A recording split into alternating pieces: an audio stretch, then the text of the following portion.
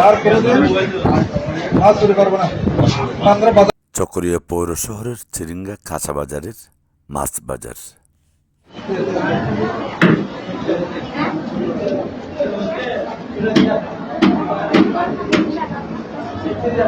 এ হচ্ছে ভদ্রলোক, আমরা কেউ করবেন। আমি কভার করছি রিটার্ন নেই। আমি মাছ কিনছি 2 কেজি 500 গ্রাম মাছ। ওনাকে বুঝে দিছি, আমি দেখতেছি মাছটা কি করতেছে। 1 পিস মাছটাই কেন ঢুকাইছে। ঢুকার পর আমি দেখছি আমার 3 পিস ইলিশ মাছ, 4 পিস ইলিশ মাছ, 3 পিস ঢুকাতে 8 পিস এখানে আছে। পাশাপাশি একটা মাছ ছিল, আছে কোরাল মাছ। আমার সন্দেহ হয়ে গেল। আমি যেহেতু এখান থেকে কিনছি, কিনে পর দেখতেছি যে মাছটার মধ্যে প্রায় 2 কেজি 100 গ্রাম 100 গ্রাম কমার কথা না। আবার তাওটা ভেঙে গেলাম। এখানে আসলাম, পুরো দাঁড়া করলাম, পিছনে মাছ ছিল। ভালো উদ্দেশ্য আসল সংস্থা হওয়া দরকার। আমি একটা সহজ হিসাব মনে করেন যে কাজটা পাচ্ছি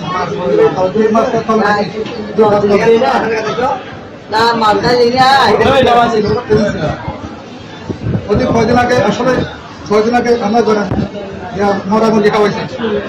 এটা জনগণ সাক্ষী।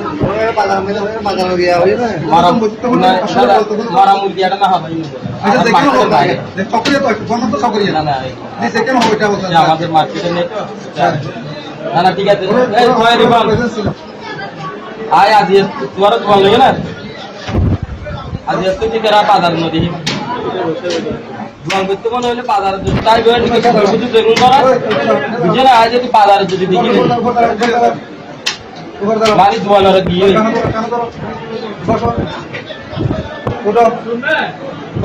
সুদূর পুদূর পয়েন্টের হাজার সাথে তাই বাজার কোনোদিন মাছ চুরি করবো না। আর কোনোদিন মাছ চুরি করবো না।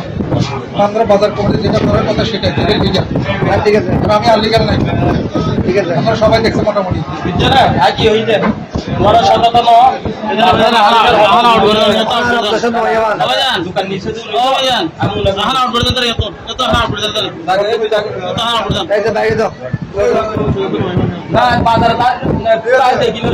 পরবর্তী আরেকটা তুই দেখুন পারমাশাল এটা মানুষের টিয়ালে তোরা টিয়ালে তোরা লন্য করলে হবে পরিশ্রম করে করছিও চকরিয়া পৌর শহর হচ্ছে একটি অপরিকল্পিত নগরায়নের শহর। আবার অপরিকল্পিত অযাচিত বিচার ব্যবস্থার দৃশ্যাবলীও এই জাতীয় শহরের বিভিন্ন হাটবাজারে দেখা মিলে। শিকার হয় শিশু কিশোর থেকে শুরু করে বিভিন্ন বয়সের ছেলেরা ওই জাতীয় বিচার ব্যবস্থার আদলে।